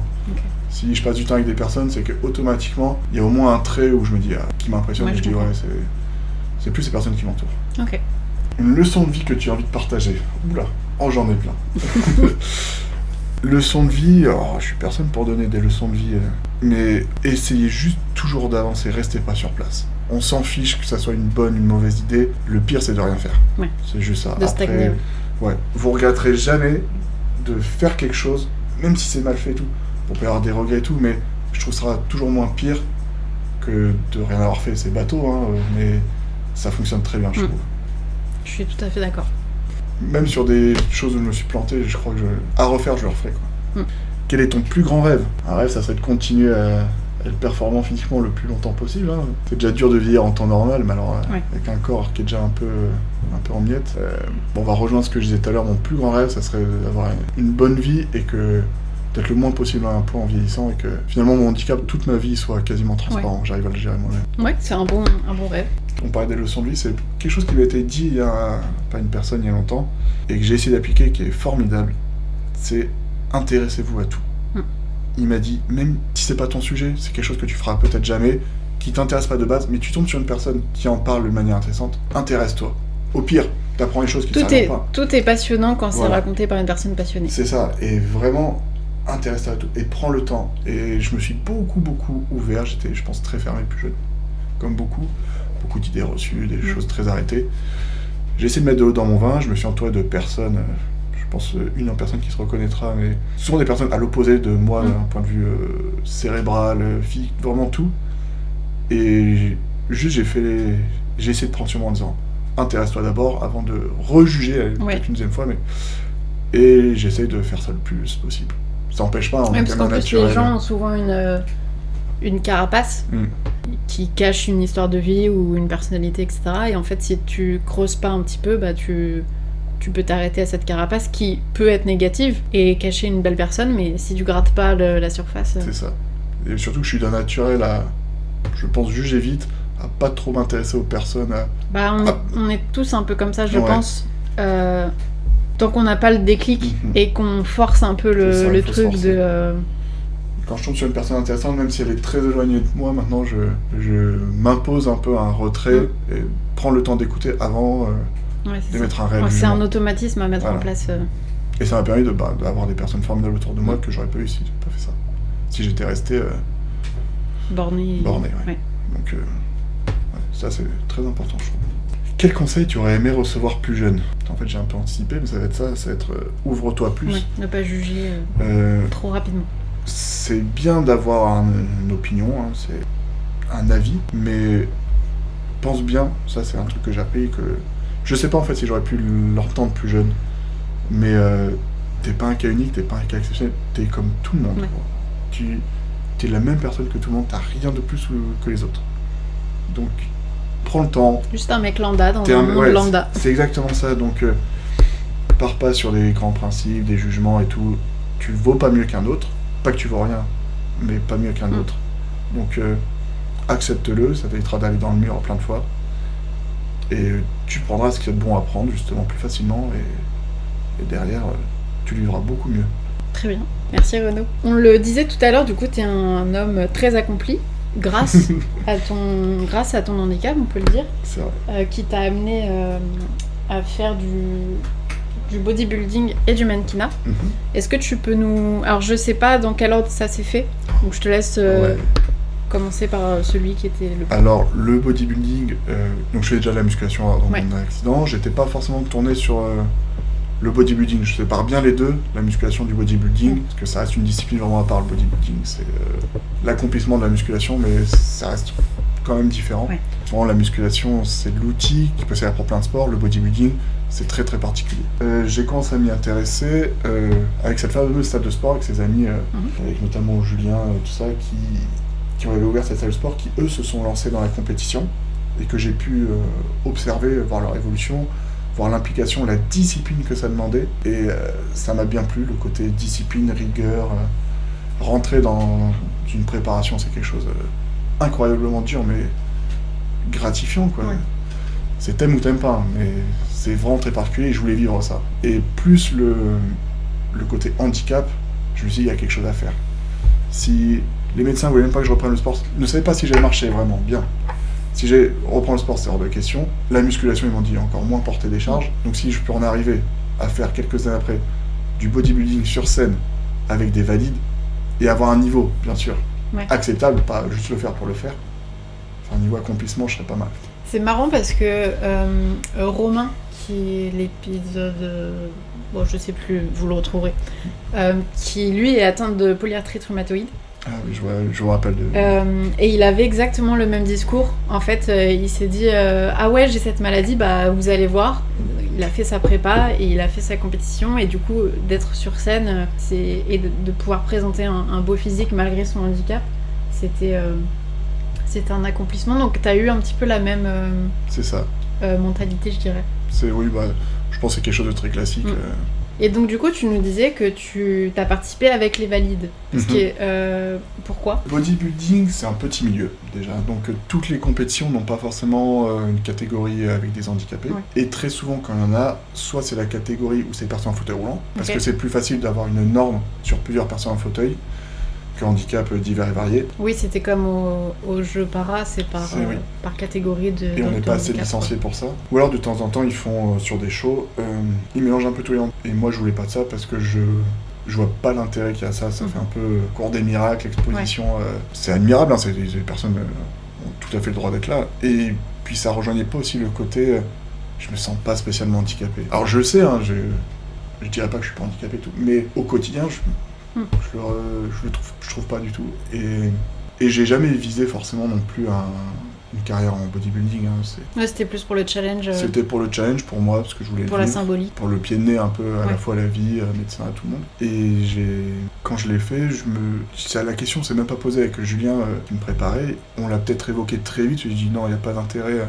Et lui voyait aussi le plus à dire, même en termes de visibilité, si derrière pour toi ça peut t'ouvrir des opportunités, avoir une ligne de mecs bodybuildés valide et au milieu, un type aussi bien avec un bras en moins, une prothèse, et ça s'est vérifié. Hein. Ouais. Les yeux, ils vont faire tac-tac, ils vont noter. En bien, en mal, on s'en fiche, mais oui, tu vas remarquer, ouais. Je préfère largement ça, et je dirais toujours, je préfère faire dernier parmi les valides que premier parmi les handis. Mais c'est pas une critique aux handis, hein. Ils le font, ils ont raison de le faire, et ils ont des niveaux de jeu. Même certains pourraient passer avec des valides, ils éclateraient certains valides. Hein. Ouais. Et au niveau de la notation, du coup, c'est pareil, du coup, c'est ça ? C'est ça, donc c'est des juges en bodybuilding qui notent un aspect, un posing, ils ont des grilles qui remplissent. Moi, ils m'ont fait le feedback, ils m'ont dit c'est admirable tout ce que tu veux, mais si tu veux passer avec des valides, si c'est ta fierté, on va te noter comme un valide. Dans ce cas, tu perds la moitié des points. Symétrie, t'oublies. Côté droit, t'oublies. Le posing, t'en as la moitié que tu peux pas faire. Tu partiras quasiment avec la moitié des points en moins. Il t'aura beau être excellent sur ce qui te reste, tu feras toujours qu'un 10 sur 20. Ouais. Si tu arrives à être excellent sur toi, tu fais 10 sur 20. C'est plus un challenge, comme tu disais, un pied de nez, etc., que le fait de vouloir gagner. C'est ça. Okay. Mais la gratification que j'ai du public, des autres athlètes, et des fois même d'autres personnes sur les réseaux d'air, quand je descends de scène, que je suis pas sur scène. Mais, ouais, c'est la plus belle des victoires, finalement. Mais c'est clair. Et je me suis vu être plus félicité ou plus abordé que la personne qui avait gagné avec moi dans la même catégorie que moi. Oui, parce que c'est plus époustouflant, du coup. Parce que, je sais pas comment expliquer, mais tu vois, c'est une question que je m'étais notée plus loin. C'est que on voit les pratiquants de muscu et les bodybuilders comme des beaufs complètement débiles. Il y en a certains. Oh oui, il y en a quelques-uns, oui. Et à contrario, quand on voit une personne handicapée faire du bodybuilding ou même d'autres sports, on se dit « Waouh, il est tellement courageux, c'est une machine », on le prend comme exemple, alors que la personne valide, on va le prendre pour un demeuré. Et du coup, c'est un peu ça, quand on a dû le voir sur scène, c'est qu'on se dit « Waouh, mais c'est fou ce qu'il est en train de faire, ce gars, quoi ». Et je vais rebondir là-dessus, parce que c'est exactement ce que j'ai vécu. Avant mon accident, j'étais un jeune un peu beauf qui faisait de la muscu pour plaire aux minettes. Ce qui n'était pas du tout le cas, j'étais déjà en couple depuis très longtemps. Après mon accident, j'ai juste repris ce que je faisais avant et je suis devenu d'un coup admirable. Ouais, le GOAT suprême. J'ai dit mais je fais exactement la même chose qu'avant. Et non, pas pareil. Ouais, parce que la perception des gens change. La perception change, alors je me doutais que ça changerait comme ça et je joue un peu là-dessus, il faut pas se mentir. Mais quand je monte sur scène, au moment où je monte pas en me disant ils vont voir ce que c'est un handicapé. Je monte normalement. Ouais. Et c'est quand tu prends vraiment. Oui, parce que tu l'inventes pas en fait. C'est pas que tu. C'est pas un personnage que je prends. Oui, voilà, ça. C'est pas un personnage de oh non, moi je me sens pas handicapé. En fait, tu ne te sens véritablement pas handicapé. Donc du coup, ça se ressent dans ton. Je me sentirais plus différent que handicapé en fait, c'est ça. Ouais. Handicapé non, différent oui. Mais c'est marrant parce que du coup, dans ton discours, on dirait que comme si t'étais né comme ça. Tu t'y es fait très vite. J'ai oublié ma vie d'avant. Ouais, c'est ça. On oublie vraiment, ça va très vite. Tant mieux, parce que ça serait un calvaire de vivre dans les regrets. Peut-être la force ou la chance que j'ai, je sais pas. Mais ouais, je n'arrive même plus à raisonner à comment faire les choses avec deux bras. Et des fois, quand j'explique quelque chose de manuel à des collègues, à ma femme et tout ça, je remonte tout en me disant tu fais ça avec ta main, tu bloques avec le coude. Non, je bloque avec l'autre main. Ah mais oui, c'est vrai, tu triches, mais j'ai vraiment les réflexes, tout est devenu monomain gauche. Une autre opportunité que tu as eue avec le handicap, c'est le mannequinat, pour des marques et aussi des associations. Comment ça s'est passé ? Est-ce que c'est un choix de ta part, pareil, faire un pied de nez, ou est-ce que c'est les marques qui t'ont contacté, qui sont venues vers toi ? Alors là, pas du tout. Alors le mannequin, ça reste quand même assez light, c'est pas non plus une grosse activité, c'était 3 occasions quand même. Non, alors ça n'a pas été une volonté de ma part, j'aurais jamais pensé faire ça de ma vie. Pour moi, j'ai ni le physique ni la tête pour faire ça. Et je pense que c'est en jouant effectivement... Mesdames, je vous laisserai juger. mais une bonne photo alors. Je savais que je jouais quand même sur le domaine le handicap, mais le bon côté du handicap, c'est-à-dire très visible, mais bien abordé avec la muscu et tout ça. Ça donne une image, pour on va pas faire mentir. pleurer dans les cheveux. Voilà. Donc ça a commencé comme ça, parce que t'es abordé par les réseaux, déjà le prothésiste. On a pu faire de la com en interne et après en externe sur eux, leur campagne de pub avec mes prothèses, avec des shootings photos. Du coup, ça a basculé sur les associations style APF, donc l'association des paralysés de France. Et puis de fil en aiguille, des fois une marque qui fait une collaboration avec un, qui m'a vu avec un autre, un tel. Et de fil en aiguille, de temps en temps, alors c'est quand même assez ponctuel, hein, mais on est abordé comme ça pour des shootings, ou même j'ai été abordé aussi par des écoles, une école de maquillage, qui faisait du maquillage pour le ciné et tout ça, et qui avait besoin d'une personne avec prothèse et tout ça, qui était tombée sur mon profil. Ouais. Et ils m'ont demandé de venir, bah là c'est du bénévolat, tu le fais, je le fais avec plaisir. Ouais, mais c'est des belles opportunités. Ouais, tu dis, tu me vois débarquer, le jour où j'ai débarqué comme dans une... avec mon gros corps, pas du tout gracieux, au milieu des danseuses, des maquilleuses et tout ça, dans une école d'art et tout ça, je faisais super tâche au milieu. Mais ça m'a fait mourir de rire. Je me dis jamais de ma vie j'aurais fait ça. Ouais, c'est des belles opportunités. Et le mannequinat, c'est pareil. Avant, personne ne m'a jamais abordé pour faire du mannequinat. Et là, c'est parce qu'il y a le handicap à côté. On va pas se mentir, c'est ça qui fait le truc. Mais ouais, c'est une des grosses opportunités, des grosses chances que m'a offert ma nouvelle situation. Quand on préparait l'épisode, tu me disais que tes proches disaient de toi, Renaud, il est increvable. Du coup, ils sont plus... tu lèves les yeux au ciel. Du coup, ils sont plus forcément inquiets pour toi suite à... on se dit, je m'inclus dedans parce que je pense ça aussi, que t'as un mental de warrior. Du coup, c'est dur de se dire que t'as des coups de mou. Pourtant, c'est humain. Est-ce que tu peux nous parler de ce phénomène, parce que t'avais quand même une force de caractère avant ton accident. Est-ce que c'est quelque chose qui était là quand même un peu stagnant dès le départ, ou ça a vraiment été suite à... Vraiment, j'ai jamais dû forcer ce que je te disais pour aller de l'avant, enfin, cette espèce de force de caractère, je sais pas comment on peut appeler ça. C'est non réfléchi, c'est très naturel. Je saurais pas dire si c'est vraiment de la force de caractère, si... Enfin, quand les gens me le disent, ça me fait très plaisir, hein, mais j'ai l'impression de le mériter spécialement. Le côté increvable et tout, je l'ai encore entendu hier, de mon beau-fils. J'en suis très fier, ça rejoint ce qu'on disait là, en termes de fierté, c'est que je me dis que non seulement j'ai fait accepter et je fais pas peser le handicap, mais je suis même allé au-delà. Ouais. Donc j'ai plus que rempli mon objectif, et j'en suis très très heureux. Après, il y a effectivement des jours où c'est plus dur. Il y a aussi les choses que les gens voient pas. Moi, déjà, typiquement, je vais être limité sur certains mouvements, certaines activités, que eux vont faire très naturellement, où ils vont pas s'en rendre compte forcément. Ouais. Donc il y a une petite frustration, ou alors le côté où ils vont faire des choses du quotidien très vite. Moi non. Et le cumul de ces petites choses peut amener des fois quand même à des gros coups de mou. C'est des petits trucs, c'est plus les petits trucs qui vont s'accumuler. Et puis il y a aussi eux, le revers de la médaille, encore une fois, c'est d'avoir fait tellement accepter ça et qu'ils me considèrent plus comme plus faible et tout, qu'ils vont peut-être des fois même s'énerver contre moi dans un moment de rush, parce que je vais aller moins vite, parce que j'ai raté un truc. Oui, parce qu'en fait ils oublient tellement ton handicap qu'ils l'oublient. Alors des fois j'essaye de prendre sur moi en me disant c'est tant mieux, Renaud, détends-toi, c'est une bonne chose. Mais des fois, t'as juste envie de dire aussi... J'ai pas envie de sortir facilement le joker de « mais je suis handicapé », tu vois, c'est trop facile. Mais comme les gens l'oublient, par contre, il est quand même là, des fois, t'essayes de faire des petits rappels discrets. Ah ouais, un peu compliqué, là. T'écoutes, c'est bon, on sait très bien que tu... Oui, mais je peux... Au bout de 10 fois par jour, ça m'a demandé une concentration et une énergie pour le faire. J'avais appelé cette partie le syndrome du super-héros sur mon document. Franchement, on n'est pas loin. Alors, je l'échangerai pas. Je donne un peu l'impression de m'en plaindre, mais je préfère... Ouais, mais encore une fois, c'est le revers de la médaille. Ouais, une médaille que tu as dûment méritée. Ouais, j'ai travaillé pour ça, donc c'est la récompense.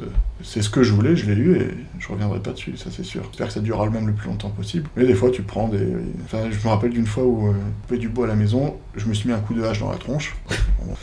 Mon beau-fils est rentré, je lui ai dit je m'étais mis un coup de hache dans la tronche, donc j'avais en plus sur l'œil et tout, j'avais l'œil amoché et tout ça. Il me dit, ouais, mais toi, de toute façon, t'as rien senti. Ah oui, de là à se prendre un coup de hache... Ouais, alors un coup de hache au milieu de la tronche... Figure-toi que je l'ai un peu senti quand même. Oui. Et pas un point inquiet. Alors que oui, pour d'autres personnes... c'est un peu extrême, quand même. Ouais, alors que... Je pensais pas que c'était à ce point-là. Ouais. Oui, en fait, on pense vraiment que t'es un indestructible, quoi. Ouais, mes collègues de travail, pareil. Puis le côté sportif aussi, où ils me disent, ouais, mais sportivement, tu vas pouvoir faire plein de trucs. Je leur dis, mais sportivement, je suis zéro. Je fais du bodybuilding qui est déjà très particulier. Et oublie-moi pour courir, pour faire des trucs. Enfin, non, je peux pas sauter et tout. Et ils ont l'image du sportif, et en plus du romal. Des fois, ils me lancent ces défis. Je dis, mais jamais de la vie. Ah bon, on pensait, parce que toi, c'est bon quand même. Non. Ouais, comme quoi, encore une fois, la perception des gens, même positive, du coup... tu t'es marié cette année, tu nous disais tout à l'heure. Félicitations, déjà. Merci. Quel impact ça a, le handicap, sur ta vie perso ? Comment le vit ta compagne ? Tu nous disais que vous étiez rencontrés avant ton accident. Non, après. Ah, après. Ouais. Oui, donc elle t'a connu... Elle m'a jamais connu avant, en fait. Elle m'a toujours connu en monobras. Ouais, ok. Est-ce que ça a été un frein pour elle au début, à la première rencontre, ou Alors, peut-être qu'elle s'est dit merde, il est mignon, mais il a pas de bras, quoi. faudrait lui demander, mais bon, je connais l'histoire. Non, c'était plutôt l'inverse. Elle a mis un petit bout de temps avant de remarquer qu'il me manquait un bras. Non, elle m'a jamais fait percevoir que ça pouvait être un frein ou quoi que ce soit. Elle a eu très vite, le côté un peu admiratif que peuvent avoir les personnes quand ils me rendent compte qu'ils en apprennent un peu les détails et tout. Donc ça a joué dans mon sens, hein, c'était une bonne chose pour moi.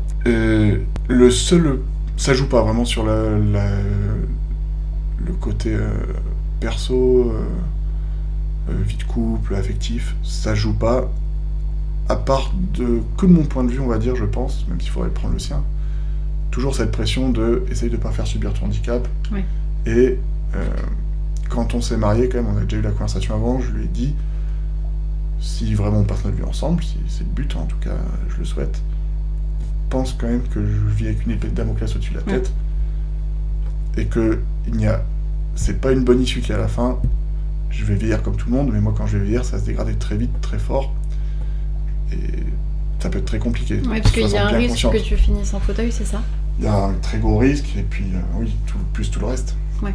Tous les dommages que j'ai subis, je les paierai à un moment ou à un autre, et en plus de ça, j'ai fait du bodybuilding par-dessus où tu pousses ton corps à l'extrême, et en montant ton corps très haut, quand tu redescends encore plus bas. Soit j'ai le choix de maintenir quelque chose correct après toute ma vie, et pas faire grand-chose, mais être correct à peu près, soit j'allais au bout, mais par contre... Ouais, t'as pris l'option de vivre à fond, mais du coup tu vas devoir payer l'addition. C'est ça, j'ai dit je préfère avoir des souvenirs à raconter. Je préfère avoir des souvenirs à raconter plus tard qu'avoir juste mené une vie le plus longtemps possible, mais sans avoir rien fait. Ouais. Mais ouais, c'était la grosse conversation qu'on a eue. Alors pour elle, ça a toujours le syndrome du super-héros, comme tu disais. C'est qu'elle n'arrive... Elle l'entend, mais elle le comprend pas. Elle dit mais non, mais ça ira, tu trouveras un moyen, je te connais...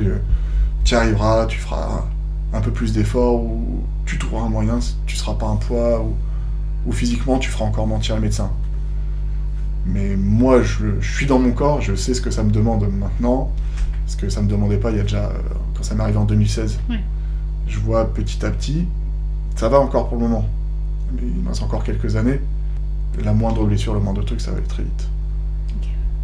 Même les dommages au cerveau, on sait qu'il y a des parties du cerveau qui ont été très abîmées, et quand en vieillissant, le cerveau commence à ralentir, dégénérer, et ben moi, ça va se réveiller.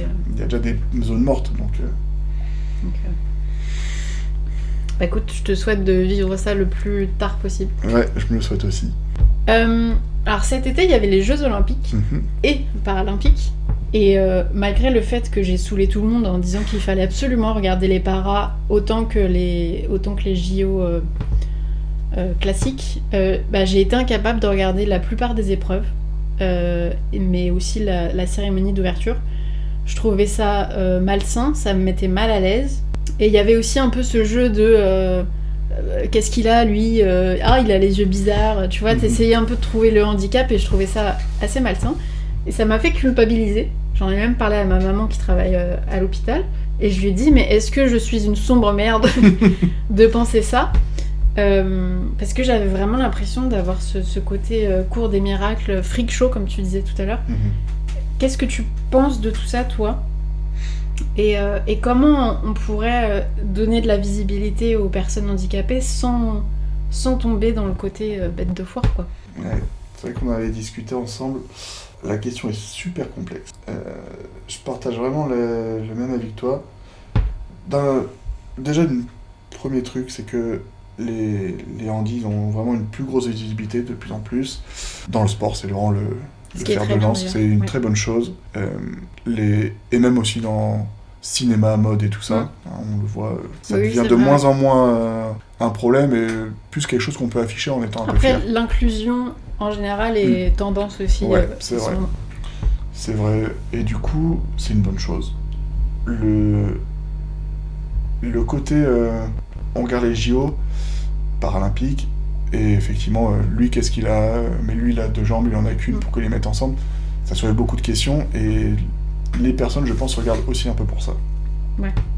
Oui, il y a vraiment ce côté un peu... C'est dur de s'en détacher, je pense que c'est humain, et j'ai pas vraiment de solution. Hein. Mais... Non, c'est plus une question ouverte pour Les... avoir ton avis, parce que je pense qu'il y a beaucoup de gens qui pensent comme nous. Bon, la plupart, et moi le premier, hein. C'est-à-dire Oui, que je regarde les ça, Paralympiques en disant mais qu'est-ce qu'il a lui? Ah, je me demande s'il a eu ça.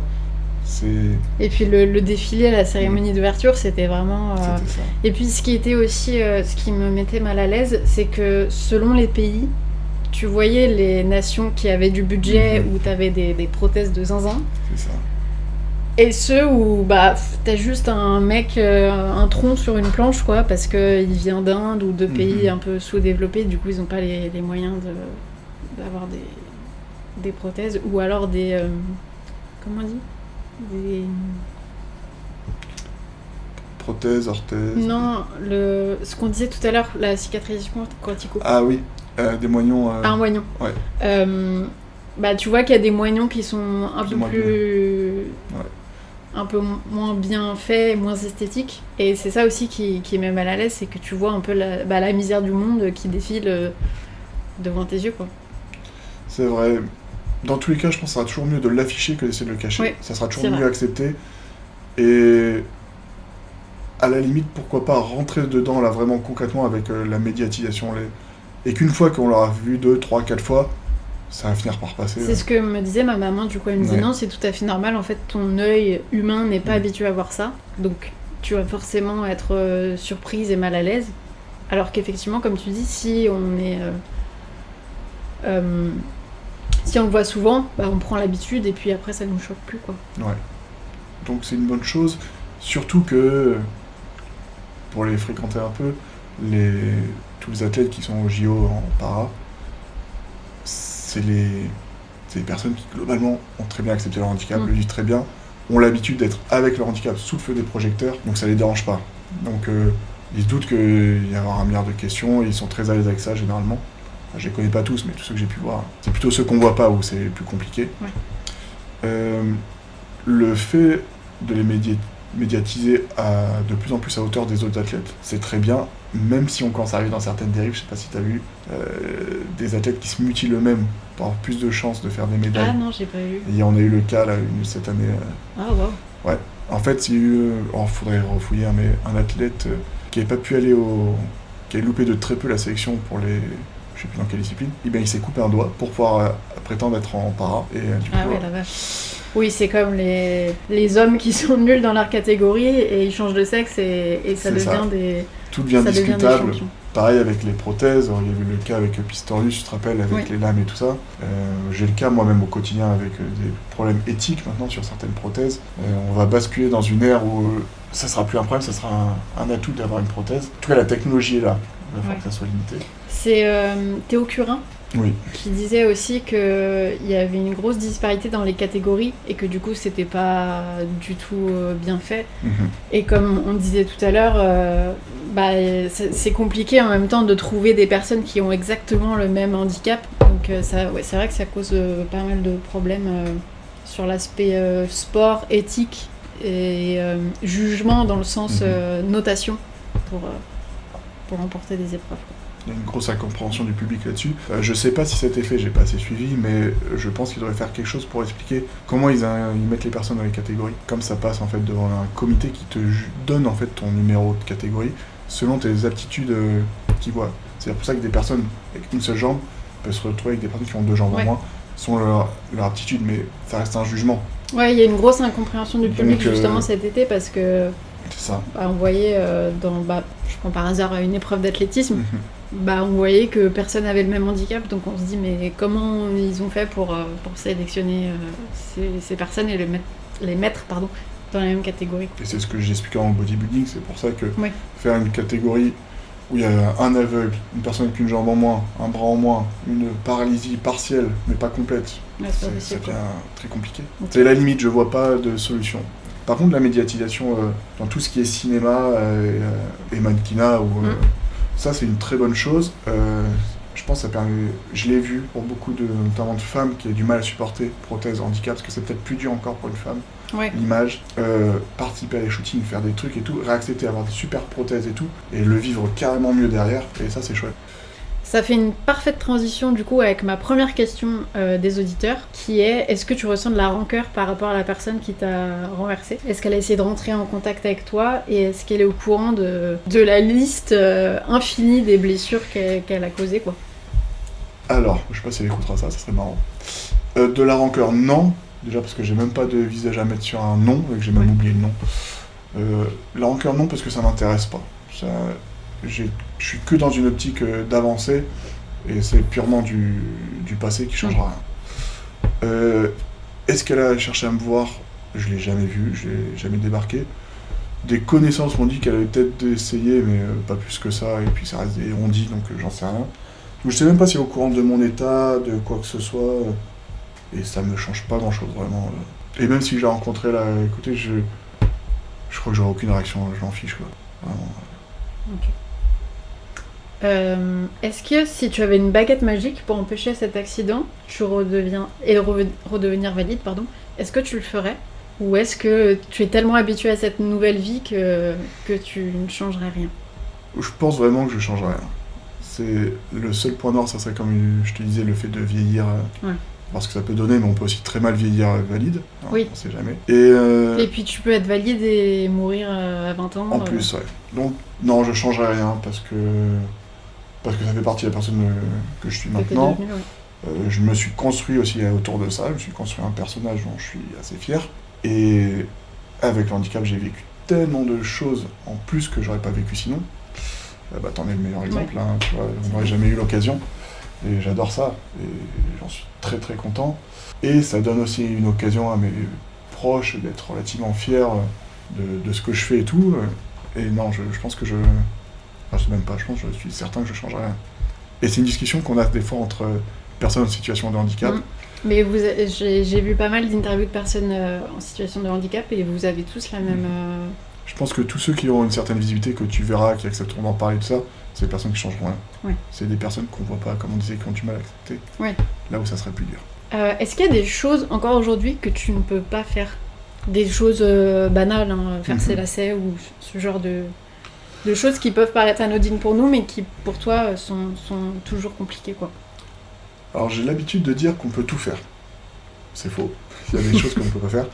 Il y a une habitude qui fait qu'on fait plus certaines choses, ou alors que les personnes qui nous accompagnent ont pris l'habitude de faire, et du coup qu'on n'y pense même plus. Oui. Donc j'ai la chance d'avoir une femme pour ça, qui fait énormément de choses déjà en temps normal, et puis qui a très très vite pris l'habitude. Ça fait qu'il y a des choses qu'elle doit faire que je fais pas parce que je peux pas les faire, mais auxquelles je pense même pas. Ouais. Là comme ça, parce qu'elle c'est rentré dans un quotidien. J'ai à ça. Il y a des petits trucs qui vont être plus longs, plus durs. Faire ses lacets, c'est toujours faisable. Je trouve toujours une méthode, mais ça va me prendre 10 minutes, 30 secondes. Donc, tu demandes ou tu trouves une autre méthode. Mais ouais, il y a certaines choses que je peux plus faire qui me manquent. Le meilleur exemple que je donne à chaque fois, je sais pas si c'est une question qui serait mieux après, le truc qui manque le plus des deux bras, c'est de pouvoir prendre quelqu'un dans les bras. Les deux bras. Enlacer. C'est vrai qu'on n'y pense pas. Je peux qu'enlacer un bras. Oui, tu peux faire qu'une accolade, quoi. Et j'ai jamais réussi à passer cette frustration. Ouais, c'est vrai. Et porter un enfant, porter même mes chiens et tout ça, je déteste ne pas avoir cette liberté, cette possibilité. Et ça, c'est quelque chose où personne ne peut rien faire. Oui, et puis ça fait, mine de rien, ça fait une différence entre c'est pas la même chose. Une accolade à une main, du coup, et vraiment enlacer quelqu'un. Ouais. Ouais, c'est vrai. Parce que autant j'ai du quotidien à faire les lacets, je peux encore demander ou me débrouiller. C'est technique, ça va. Mais sur de l'affect, tu peux rien y faire. Et ça, c'est quelque chose... une petite pointe à chaque fois, une petite pique. Merci beaucoup, Renaud. Plaisir. Merci d'avoir accepté mon invitation. C'était un super échange. Je suis très contente. J'espère que tu as passé un bon moment, toi aussi. J'espère que vous aussi, vous avez apprécié ce podcast. Si c'est le cas, n'hésitez pas à laisser 5 étoiles et un petit commentaire sur Spotify et Apple Podcast. Ça permet de gagner en visibilité et de pouvoir toujours faire grandir le podcast et vous proposer des invités encore plus inspirants. Je vous souhaite un bon dimanche à tous et je vous dis à très bientôt dans l'anecdote du dimanche.